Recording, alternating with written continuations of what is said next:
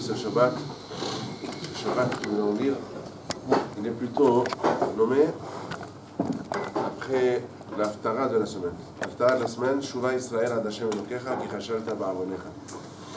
Une Haftara tirée de Hoshea Hanavi.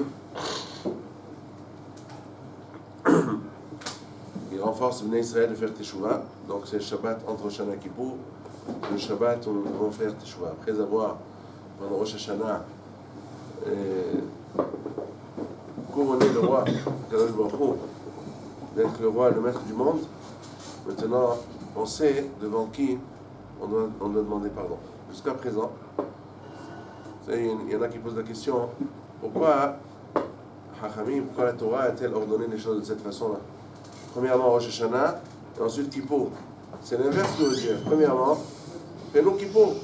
Après Kippour, on va pouvoir bien être déjà après Teshuvah, après d'avoir Teshuvah. Si disons Kippour avait lieu pendant Elul, si la Torah avait ordonné que pendant Elul on fasse Kippour, on fait Teshuvah, on fait Kippour.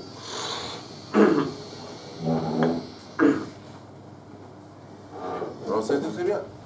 Après avoir été nettoyés de nos fautes, on arrive à Rosh Hashanah, on est Baruch Hashem, on est très bien. Que vous nous pardonne. Et maintenant on le couronne et il nous écrit Haïm Tovim Shalom.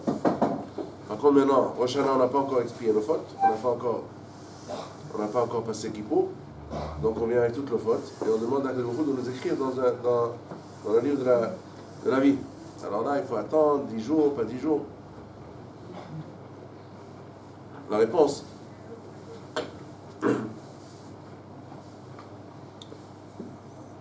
c'est que si on avait Kippour avant, on n'aurait même pas su devant qui on a demandé pardon. On n'a pas une idée. On a l'impression, et j'ai lu un machal, je crois que c'est le organisme qui le dit, il dit, quand quelqu'un vous demande un petit service, ouais d'accord, pas de problème, même si je ne le connais pas, même si je n'ai pas à attendre de lui quoi que ce soit, prête-moi votre stylo pour 2 minutes, il n'y a pas de problème. Si c'est quelqu'un qui vous demande un gros service, un gros effort à fournir, il dit, voilà, est-ce que vous pouvez, quelqu'un de bien important, il est en forme, c'est pas un vieux bonhomme, il vous demande, est-ce que vous pouvez m'aider à prendre la valise jusqu'à chez moi, une grosse valise fatigante, et lui, il vous accompagne en fumant la cigarette, et vous prenez sa valise, gratuitement, parce que chacun pourra accepter de rendre un tel service sans s'énerver. Qu'est-ce que ça veut dire ça? Toi tu fumes ta cigarette et moi je te prends la valise, c'est pas normal. Mais si celui qui vous demande de prendre la valise, c'est quelqu'un auquel vous devez beaucoup, et vous attendez beaucoup de lui, vous avez besoin de lui, c'est votre patron. C'est votre patron. Et de lui dépend votre parnassa. Si vous dites, est-ce que vous pouvez, même s'il fait comme ça, même s'il a une cigarette, oui, bien sûr, patron, vous lui prenez la valise sans rien dire. Mais c'est pareil. On a besoin de Rosh Hashanah avant pour nous remettre en mémoire, pour bien avoir présente dans notre cœur qui c'est Akadosh Baruch Hu. Il y a Akadosh Baruch Hu qui a créé le monde, qui le dirige. C'est quoi l'Amlich Akadosh Baruch Hu? Qu'est-ce que ça veut dire l'Amlich? Ça veut dire quoi? Couronner le roi. Ça veut dire quoi le couronner? Reconnaître. C'est quoi reconnaître? Pourquoi ça qu'est-ce que ça veut dire reconnaître? Je couronne à Akadosh Baruch Hu. Ça veut dire quoi? Ça veut dire que je veux. Je dis ouais, c'est le roi, c'est le roi. Couronner, quand on est en Rosh Hashanah, on n'est pas encore sorti de Rosh Hashanah puisqu'on est encore au début de l'année. Couronner à Akadosh Baruch Hu, ça veut dire vraiment se rendre compte, de faire beaucoup de Heshbon HaNefesh, de réaliser que c'est vraiment le roi, que nous dépendons tous de lui, que c'est notre patron, que notre vie dépend de lui.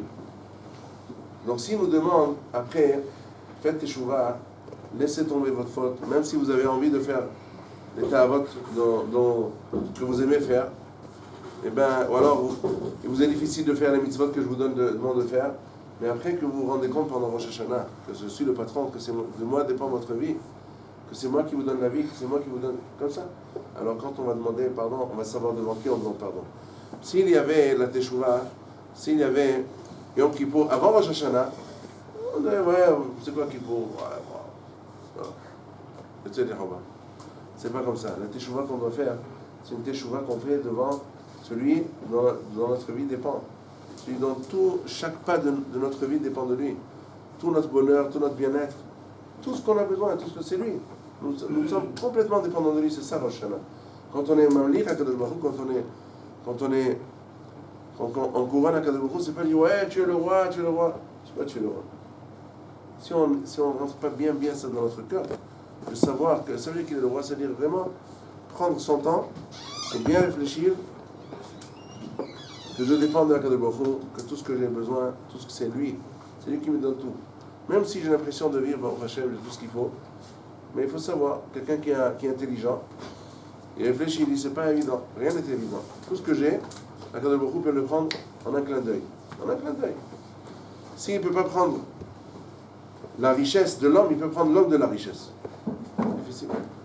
Comme ça, il dit un Degdolim, un grand riche, qui était très très riche, immensément riche. Il avait des affaires partout dans le monde, des actions dans toutes sortes d'usines, dans toutes sortes d'entreprises. Il y avait des affaires partout. Alors il est venu chez le Havetz Haim. Il a dit, Rabbi, Mashpil Geima de Ares, Magbia Shfarim Ad Marom. On dit avant la Hamida, dans Emet Viatziv, on dit Mashpil Geima de Ares. Il rabaisse les orgueilleux jusqu'à la terre. Magbia Shfarim Ad Marom. Ceux qui sont humbles, il les rehausse jusqu'au ciel. Il a dit, bon, ça c'est bien pour des gens ordinaires. Mais comme moi, il lui dit le riche, au Havetz Haim, moi, j'ai des richesses de partout dans le monde. Même si, disons, mes usines d'Europe se brûlent toutes l'une après l'autre, eh bien j'ai encore d'autres en Amérique. Je serai toujours riche. Jamais je ne pourrai ne pas être riche. Alors le Havetz Haim dit, écoute, Kadosh Baruch Hu, il a deux possibilités. Ou alors il enlève la richesse à l'homme, et si c'est pas possible, il enlève l'homme de la richesse. C'est pas difficile. Un petit AVC, pac, il est tout à fait, ça y est, il est dans la prison de Kadosh Baruch Hu. Il est sur le lit, bien comme ça, il peut rien faire toute la vie. Voilà, comme ça. Où est-ce qu'elle est sa richesse? Qu'est-ce qu'il en fait de sa richesse? Rien. Il peut rien en faire. Alors c'est ça. C'est ça, Kadosh Baruch Hu. On dépend tous de lui. Il faut bien se mettre ça dans la tête. Parce que si on ne se met pas ça dans la tête, alors on tombe dans la gava, on croit qu'on vaut quelque chose. C'est un match kfira, c'est un chose de la. C'est quoi kfira? Kfira, c'est ne pas reconnaître la présence de Kadosh Baruch Hu devant nous. Quand on reconnaît Kadosh Baruch Hu, c'est lui qui est à l'origine de tout ce que nous avons, tout ce que nous possédons depuis chaque souffle. Kol haneshama te'alelia, tout ce que nous respirons, chaque souffle que nous c'est Hachem qui nous donne la possibilité. Vous voulez vous rendre compte vraiment de ce que je dis, comment que c'est vrai? C'est pas difficile. Passez un petit peu, il n'y a pas loin d'ici, il y a un hôpital. Il s'appelle Biko Kholi. Ici, à 3 minutes à pied. Même pas. Celui qui marche vite, il arrivera en 2 minutes et demie. Pas difficile. Vous rentrez là-bas, il y a des endroits où vous voyez des gens avec des masques. Ils ne peuvent pas. Mais non, c'est vrai, Baruch Hashem, vous êtes tous jeunes, jusqu'à 120 ans, avec beaucoup de force et de brioute. Mais il y en a beaucoup comme ça à cet âge-là, qui étaient sûrs qu'ils allaient être des costauds jusqu'à la fin de leur vie. Putain, d'un jour à l'autre, pac, quelque chose qui s'est déclenché. Voilà, ils sont... Donc, il y a toutes sortes, on peut passer, Baruch Hashem, ne nous montre pas des épreuves. Mais il faut savoir. Il faut avoir ça présent à l'esprit pour dire merci à un Kadosh Baruch Hu pour chaque souffle que nous avons, pour chaque petit sou que nous avons dans la poche. Pas évident. Il y en a qui n'ont pas. Il y en a qui ont des souffles parce qu'ils ont récolté. Ils demandent, ils récoltent tout ce qu'ils ont. Ils ne peuvent pas. Même s'ils veulent, ils ne peuvent pas. Ils n'ont pas de possibilité de se nourrir, de pouvoir leurs besoins. Alors, premièrement, on se met bien dans la tête, dans le cœur, réfléchir que tout ce que nous avons, ça vient de Hachem, premièrement. Et avec ça, on acquiert la Hanava. On sait qu'on dépend tous de Kadosh Baruch Hu. Après, quand Rosh Hashanah, on a compris qu'on dépend de Kadosh Baruch Hu, c'est ça, les Amlich à Kadosh Baruch Hu, c'est ça ce que ça veut dire, couronner à Kadosh Baruch Hu, dire à Kadosh Baruch Hu, tu es notre roi. C'est ça, premièrement. Maintenant, on comprend devant qui on doit demander pardon. on comprend comment demander pardon. Alors la paracha, comme on dit, il y a beaucoup de thèmes extraordinaires dans cette paracha, à savoir, entre parenthèses, je ne vais pas m'attarder là-dessus, mais il y en a beaucoup qui se posent la question pour la Shoah. Comment Akadosh Baruch Hu a-t-il pu permettre la Shoah? Alors, la Shoah, elle a été prophétisée dans cette paracha. Celui qui veut savoir, il peut regarder. Il est écrit Meforash, Be'amar Bayom Ha'u, parce que Akadosh Baruch Hu dit que je sais qu'il viendra un moment où vous ne pourrez pas ne pas fauter, parce que je vois déjà comment vous conduisez maintenant, et avec tout le etc. et l'initial qu'il y a, vous arriverez à un moment où vous allez fauter à ce point que je permettrai de votre chair, c'est-à-dire vous serez dévoré par les gens, vous serez mangé, Ve'amar bayom ha'u,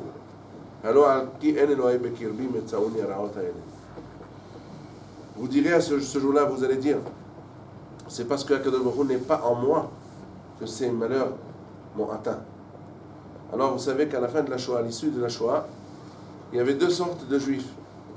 Il y avait ceux qui ont fait teshuva grâce à la Shoah. Ils ont fait teshuva. Ils ont compris que ce texte-là, qui jusqu'à présent leur était incompréhensible, il revêtait soudain un aspect tout à fait actuel. Tout à fait actuel, de haute actualité. Ça veut dire, ils ont compris. Parce que la veille de la Shoah, qu'est-ce qui s'est passé? Moi j'ai lu un livre en français, l'Holocauste, celui qui veut le lire. Et bien ce livre, premier chapitre, 1935, mariage mixte à Berlin. Mariage mixte. C'est comme ça que ça a commencé. Ça veut dire, un juif et une allemande, ou le contraire, se disent, nous sommes plus allemands que les Allemands, ils disaient les juifs là-bas. Alors, avec tout cela, le fait qu'ils se sont mélangés avec les goïms, et qu'ils ont fait toutes sortes de fautes, alors c'est comme ça que ça commence. Et celui qui a écrit le livre Holocauste, il ne s'est pas rendu compte comment il rendait service à la Torah quand il écrivait cela. Ça veut dire, voilà, je ne sais même pas si c'est un juif ou un goïm qui a écrit ce livre-là. Et certainement c'est un juif, je ne suis pas sûr que c'est quelqu'un qui est religieux. Mais qu'est-ce qu'il a dit?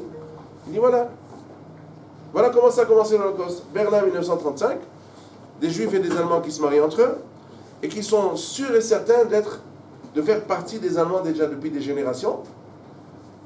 Pour eux, ils sont plus Allemands que juifs.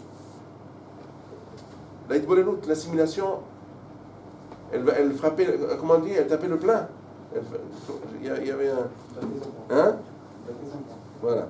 Alors, c'était le fait de l'assimilation. Alors, juste après, on commençait comme il a prévu dans la Torah, il dit, vous voulez vous assimiler avec les goïms, je vais vous montrer. 4 générations, ils ont recherché qui étaient juifs, même s'ils étaient déjà assimilés 4 générations, ils ont recherché les ascendances jusqu'à ce qu'ils ont trouvé si c'était juif ou pas. Et s'ils étaient juifs, ils les exterminaient. C'est ça. Alors, c'est écrit là. Alors, à ce moment-là, il y en a qui ont dit, parce que mon Dieu n'est pas en moi, c'est à cause de ça que ces malheurs-là m'ont atteint. C'est-à-dire, il faut que je fasse tchouva. Ils ont fait tchouva. Mais par contre, malheureusement, il y en a qui ont interprété le passouk autrement. Ça veut dire qu'ils nous ont permis de comprendre que le passouk a voulu dire aussi ces choses-là. C'est ce qui est extraordinaire dans la langue. La Shana Kodesh, c'est qu'on peut... La même phrase peut vouloir dire 2 interprétations, et ces 2 interprétations ont été interprétées après la Shoah. Il y en a qui ont dit, où est-ce qu'il est Dieu dans la Shoah? Où est-ce qu'il était? S'il y avait Dieu, j'aurais pas eu ça. Alors il n'y a pas de Dieu. Ils ont été prophètes complètement, malheureusement ils sont beaucoup qui ont fait cela. Ils ont été de mal en pis, ils n'ont pas compris le message de la Kadosh Baruch Hu, et ils ont été encore pire. Ils ont dit, parce que Hachem n'est pas en moi, parce qu'il n'y a pas de Hachem, parce que s'il y avait Hachem, il n'aurait pas permis un tel massacre. Comme ça ils se sont dit. Donc, il n'y a pas.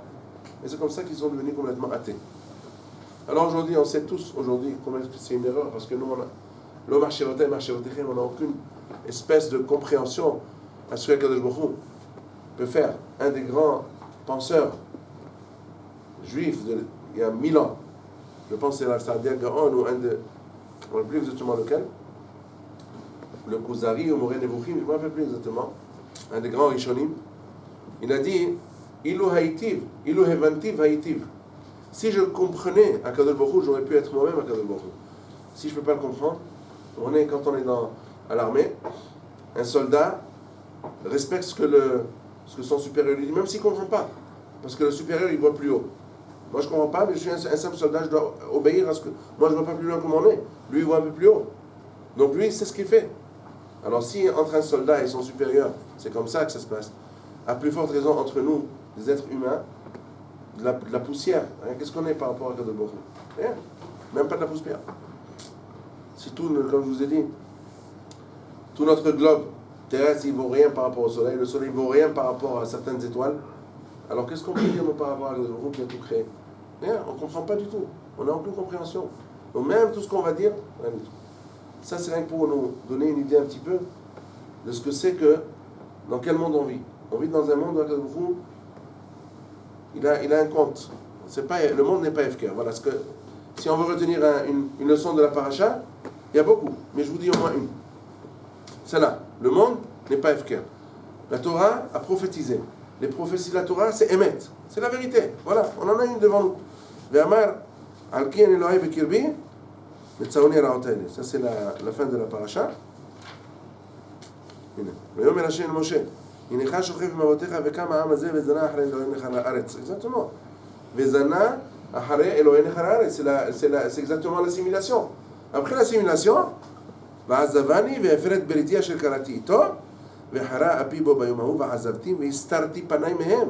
exactement. Où est-ce qu'il était Dieu? Il a caché son visage. On ne le voit pas. Et c'est comme ça qu'il était mangé, dévoré. Et alors, comme je vous ai dit, deux explications possibles. De là, on apprend que c'est vrai, on a tous l'espoir d'une Shana Tova, que le Baruch Hu est clément, que le Baruch Hu nous a dit, je vous donne Yom Rosh Hashanah, je vous donne Yom Adin. C'est pas un jour de din, c'est un jour de royauté. On couronne le roi. Le Baruch Hu il nous a donné ce secret-là qu'il n'a pas donné au Goïm quand il écrit dans le tour, au début de la Rosh Hashanah. C'est un secret qu'il nous a dévoilé. C'est pas Yom Din, c'est un Yom de royauté. C'est comme le jour, la fête du trône, la fête on a couronné le roi. C'est un jour où le roi, chaque fois son anniversaire du trône, il est heureux, il est joyeux. Donc c'est le jour où il donne, il gracie, comment on dit? Il gracie ceux qui veulent gracier. Hein? Non, c'est gracier, la grâce. Il donne la grâce, gracier, je crois que c'est dit. Alors, c'est le jour où il gracie les condamnés à mort et tout ça qui veut gracier.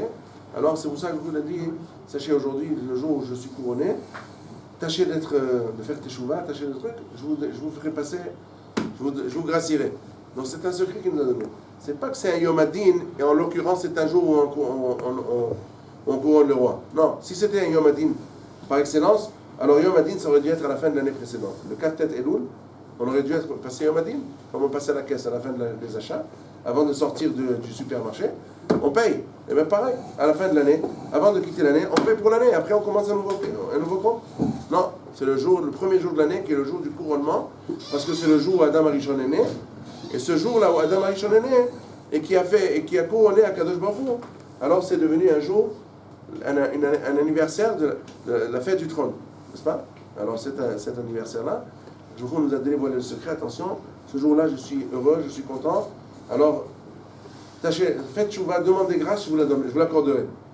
Donc il faut voir que le Baruch Hu, il est très gracieux, il veut nous faire des cadeaux. En début d'année, il veut nous faire des cadeaux. Il faut qu'on sache saisir l'occasion. Saisir l'occasion, ça veut dire, comme on a dit maintenant, nous avons l'occasion maintenant de nous rattraper, de prendre de nouvelles décisions, de bonnes décisions.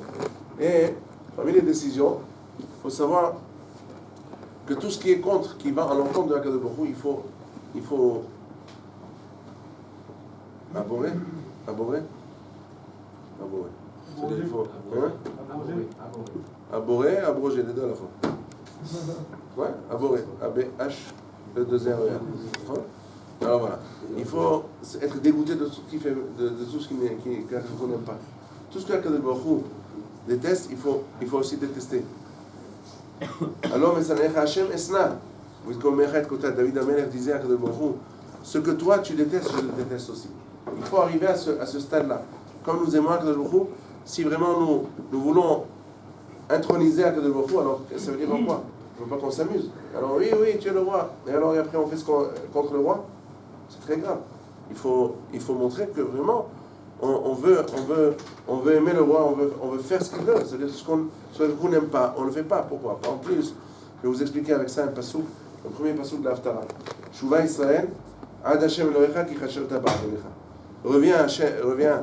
Reviens Israël vers Hashem parce que tu t'es égaré dans ta faute.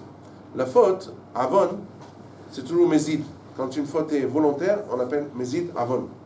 Kashalta, c'est mirchol, c'est généralement une faute qui vient inopinément. C'est-à-dire on n'a pas fait attention et c'est sorti. On a fait une faute sans le vouloir. Alors comment un passouk peut-il paraphraser de cette façon-là? Kashalta, ba'avonecha. Tu commences avec kashalta, mirchol, et après tu dis avon. Si kashalta c'est un shogeg, avonecha c'est mézid, alors comment ça se passe? Beaucoup de Mfarshim ont posé cette question-là. Et j'ai vu une très belle explication du Rav Yahmiel Kram, Shlita, c'est un Rav d'Ashdod. Il explique de la façon suivante. Il dit, vous savez, quand Moshe Rabbeinu est entré en Israël, il n'est pas entré en Israël. Avant de rentrer en Israël, il a reçu l'ordre de Hakadosh Baruch Hu de faire des Harem Miklat, des villes de refuge. Des villes de refuge pour ceux qui ont eu le malheur de tuer sans le vouloir.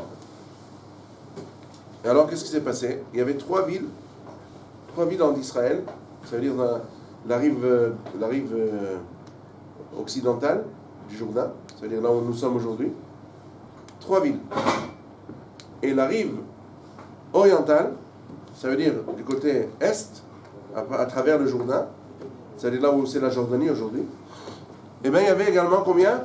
Trois villes. Or, ces trois villes-là desservaient une population immensément moins grande. Il y avait à peine 2 tribus et demie. 2 tribus et demie contre 9 et demi. Non, plutôt 10 et demi. Bon, 9 et demi, 10 et demi, ça dépend si on compte les villes ou pas. C'est-à-dire pour 9 et demi tribus, 3 villes. Pour 2 et demi tribus, pareil, 3 villes. Pourquoi? C'est pas proportionnel. Comment ça se passe? Alors, la Gemara pose la question. Maseret Makot Daftet, celui qui a fait Maseret Makot, n'est-ce pas? La Gemara, qu'est-ce qu'elle dit? Begil'ad shkihe rotzhim. Il y avait beaucoup, il y a un passouk dans le Navi qui dit qu'il y avait beaucoup de rotzhim, beaucoup d'assassins en Gil'ad. Ça veut dire que c'est l'endroit en question dont on parle, il y avait beaucoup d'assassins. Alors c'est pour ça qu'il fallait 3 villes. Alors, qui c'est qui pose la question? Qui c'est qui va lever la main pour poser la question qu'il faut poser ici? C'est ils ont tué volontairement pendant les refuges. Oh, voilà, Hazak, c'est la question. Parce qu'il y avait des assassins volontaires. Quand tu dis s'il y avait des shkihé, ça veut dire c'est pas normal que s'il y avait des assassins involontaires en Gil'ad, alors c'est pas quelque chose qui a une statistique. C'est une statistique que les gens ils tuent involontairement. C'est sûr que non. Alors quand on parle de Gil'ad, c'est qu'il y avait des assassins volontaires. Alors pour des assassins volontaires, tu vas mettre c'est pas 3 villes qu'il faut, et ça ne sert pas des villes. Un assassin qui a tué volontairement, on le tue. On le tue. Il y a 2 façons de tuer. S'il y avait des Edim, on le tue avec les Abba Mitobedin, selon la halakha. Et s'il n'y a pas de Edim, mais on sait qu'il a tué, eh ben on le met dans une cellule, et il reste là-bas jusqu'à ce qu'il meure. Ou alors on lui donne même du foin à manger, quelque chose de ce genre-là, jusqu'à ce que son ventre éclate. Il y a dans Maseret Sanhedrin, c'est pas parce qu'il n'y avait pas des témoins qui va circuler librement. Mais c'est sûr que non. La Torah n'est pas à ce point. Alors, qu'est-ce que nous apprenons de là? La question, elle est entière. Elle reste entière. La réponse est extraordinaire. Là où il y a des assassins volontaires, qu'est-ce qui se passe? Quand il y a des assassins qui tuent, ils n'ont pas peur de tuer. Alors même ceux qui ne sont pas des assassins, ils voient chaque jour quelqu'un a été tué.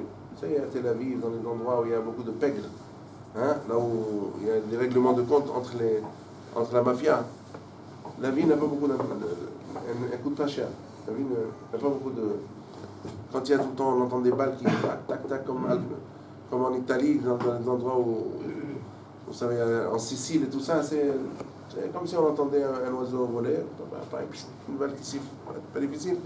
Alors, dans des endroits comme ça, même ceux qui ne sont pas des assassins, mais déjà le coût de la vie, c'est-à-dire la valeur de la vie, c'est pas grand-chose. Donc si la vie ne coûte pas grand-chose, ben, il s'en fiche. Il ne va pas prendre vraiment un ustensile qui soit vraiment bien vérifié, qui a le label, qui soit bien comme il faut, une hache pour couper du bois. Il ne va pas prendre une hache dont il est sûr qu'elle ne va pas s'envoler pendant qu'il est en train qu'il va se détacher du manche. Il ne va pas prendre une hache de ce genre-là. Il va prendre une hache, peu importe. Mazé méchané, alors ici, elle s'envole, elle s'envole. Qui dit qu'elle va tuer quelqu'un? Si elle tue quelqu'un, il y en a beaucoup qui meurent comme ça. C'est ça le problème. Mais Gilad, quand il y a Gilad, beaucoup d'assassins volontaires, qu'est-ce qui se passe? La vie devient, comment dire, la vie devient, c'est une marchandise en solde. C'est-à-dire, malheureusement, les gens, ils s'en fichent. Alors c'est comme ça que commencent à croître aussi les assassins involontaires. Et c'est pour ça qu'il fallait 3 villes. Pour les assassins involontaires, donc on voit de là on a déjà dit cette idée autrefois, c'est que chacun autour de lui doit savoir que non seulement il est responsable de ses actions, mais il est responsable aussi des actions des autres. Parce que selon l'importance qu'il donne aux mitzvot, à ne pas faire des avérotes, selon on voit autour de lui comment il s'attache à faire les mitzvot convenablement, à venir à la tefila à l'heure, à étudier avec sincérité, à prier avec sincérité, à faire des mitzvot, à benadan, à havero, benadan, comme chacun, quand il le fait d'abord pour lui, bien entendu, mais il le fait aussi pour sa suiva, pour son entourage.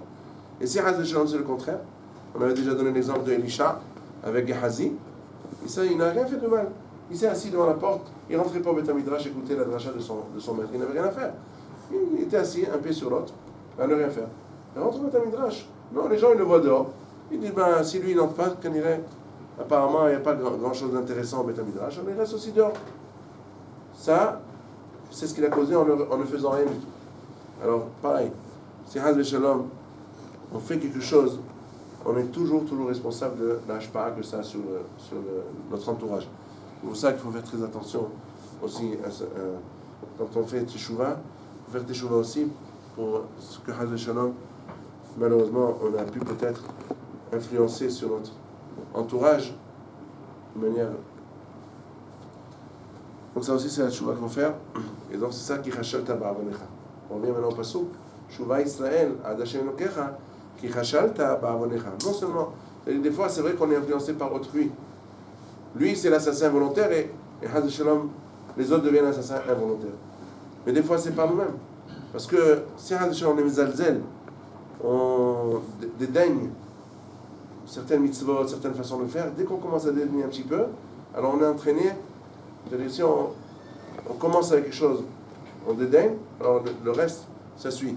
Donc faire attention, quand on fait la Teshuvah, cette Teshuvah-là, il faut qu'elle soit, premièrement, quand on couronne à Kadosh Baruch Hu, pendant ces jours-là que nous avons devant nous, Be'ezrat Hashem, savoir, comme la halakha le prescrit aussi.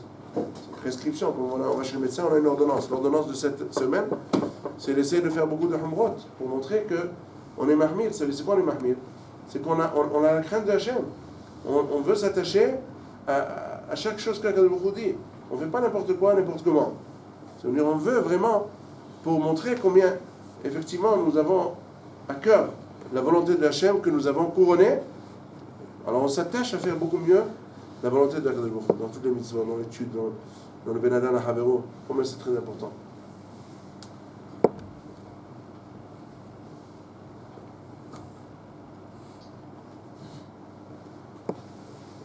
Je voudrais aussi, pour illustrer un petit peu le benadan à havero, très important, parce que c'est encore plus important que le benadan à makom. Il faut toujours l'avoir en tête, en esprit. Que Hachem nous accueille à nous de faire attention à cela aussi. Je vais raconter un Maaseh Shaya. Il y avait une famille qui a été taché par un membre de la famille, un monsieur qui a fait une erreur grave. Et donc, même ses frères ont malheureusement subi le revers de sa perversité. Et qu'est-ce qui s'est passé? Quand les neveux de cet oncle-là qui avait mal agi, ils sont arrivés au moment où ils devaient se marier, eh bien, ils n'ont pas trouvé de partenaire. Personne ne voulait. Dès qu'ils entendaient le nom de cette famille-là, cette famille était déjà tachée. On ne voulait pas entendre parler. Ah, c'est le neveu de... Oh non, celui qui a fait une très grave faute. Alors, on ne voulait pas d'eux. Et alors, ils grandissaient, il n'y a pas de chilouti, ni pour les garçons, ni pour les filles. Alors, cette famille-là, qui n'arrivait pas à marier ses enfants, habitait un premier étage, au-dessus d'eux, habitait une famille qui, Baruch Hashem, était épanouie, se développait, les enfants se mariaient les uns après les autres.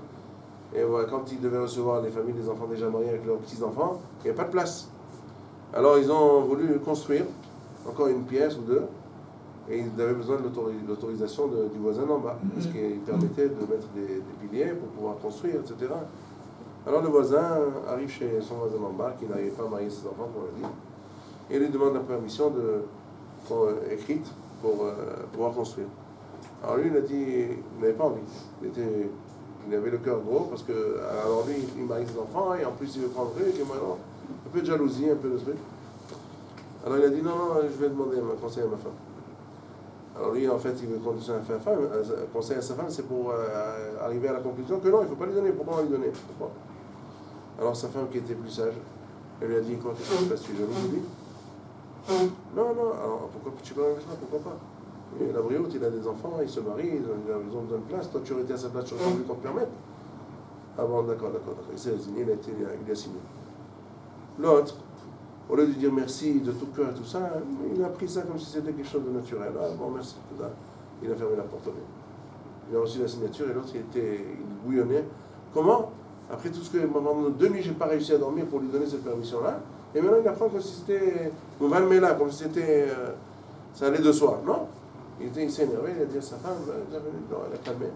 Bon, d'accord. Le lendemain, quelques jours après l'autorisation, on tape fort à la porte, vous savez, les maçons. Les maçons, ce n'est pas des gens qu'on envoie travailler dans la diplomatie secrète.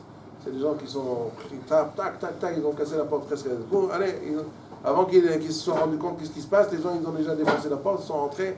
Qu'est-ce qui se passe? Oh, on doit construire pour mettre les piliers, il faut qu'on passe chez toi, il faut qu'on creuse chez toi. Bon. Mais qu'est-ce que c'est, maman? Il a été voir sa femme, il a dit, tu vas, ah non, qu'est-ce qu'il y a? Encore une fois, il a mis de l'eau dans son vin, et il a dit, c'est pas grave, tu vas, quelques jours, on va un petit peu se mais au moins, on aura fait un essai extraordinaire, c'est bien. Pourquoi pas? Alors, il a été, bon, et les voisins, ils venaient, enfin, les maçons, ils rentraient, ils laissent saleté. Et puis, le pire, le pauvre, il a levé la tête un petit peu, de la boucle, il tombe dessus. Kitsu, il a reçu des sourires sans arrêt. Et comme sa femme déjà l'avait habitué à prendre ça mollo, comme ça, easy, alors il a été, le pauvre, il est monté chez le voisin, chez le maçon, il a dit, je vous en prie, vous savez, regardez, est-ce que vous pouvez demander à vos voisins, à vos maçons qui viennent nettoyer un petit peu, on a regardé un peu ce qui s'est passé, est-ce que, gentiment, avec beaucoup d'anava, il a été demandé. Alors, il a dit, d'accord, il n'y a pas de problème. Ils sont venus, ils ont nettoyé, tout était très bien. Bon, après quelques jours, la construction s'est finie, le type était content qu'il ait encore une pièce ou deux. Et bon, lui, qu'est-ce qui s'est passé? Quelques jours après, il reçoit un coup de fil. Qui c'est? Un chatrani, je ne sais pas exactement. Vous savez, on a besoin, on a entendu parler de vous, on voudrait vous proposer un shidour. Un shidour, quoi? Vous savez, vous êtes sûr qu'ils ont entendu parler? Vous leur avez dit quel nom de famille? Parce qu'ils étaient sûrs que pourquoi commencer? Puisqu'après ils vont entendre le nom de famille, ils vont pas vouloir. Alors, ils savent très bien de qui il s'agit, c'est quelqu'un qui vous connaît de près.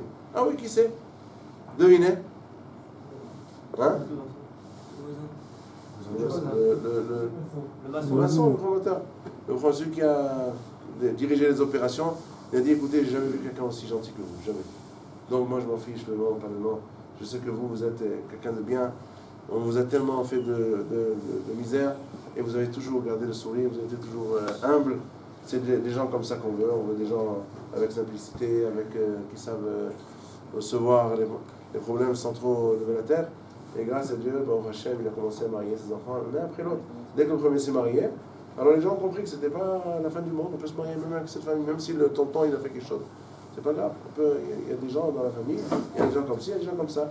Et Hachem, tout le bouchon s'est libéré, tout le monde s'est commencé à se marier. Donc regardez comment, avec cette résignation, avec cette bonté de cette femme qui a donné le bon sens à son mari. Et c'est comme ça qu'il faut vraiment prier. Vous êtes à l'âge de prier pour que je vous donne des femmes, pas des sages-femmes, des femmes sages. Même des sages-femmes aussi, que vous ayez beaucoup d'enfants, que vous ayez besoin des sages-femmes, Bezat Hashem. Donc voilà, Bezat Hashem, il faut aussi, on a parlé un petit peu donc un peu de tout, même de la Benadan à Haviro. Savoir toujours que quand on est Mevater, comme ça, tous les rabbinim disent, quand on est Mevater, si c'est le Rav Shach, si c'est le Rav Steinman, tout le monde dit. Quand on est Mevater, jamais, dit le Rav Shach, jamais j'ai vu quelqu'un qui est Mevater, qui laisse, qui coule, et qui a perdu. Jamais. Toujours quand on est Mevater, on finit par gagner, on finit par avoir le dessus, on finit par se voir ouvrir les portes d'un côté de l'autre. Et là-dessus, que nous donne Gemar Hatima Tova, que nous sachions faire une bonne teshuva, Bezat Hashem, tout ce que nous avons dit maintenant, que ce soit les Fouat, Simcha Bat Aisha, les Fouat Abraham Ben Khamsan Marcel, les Fouat Kol Hoda Amo Israël, Ben Habiba,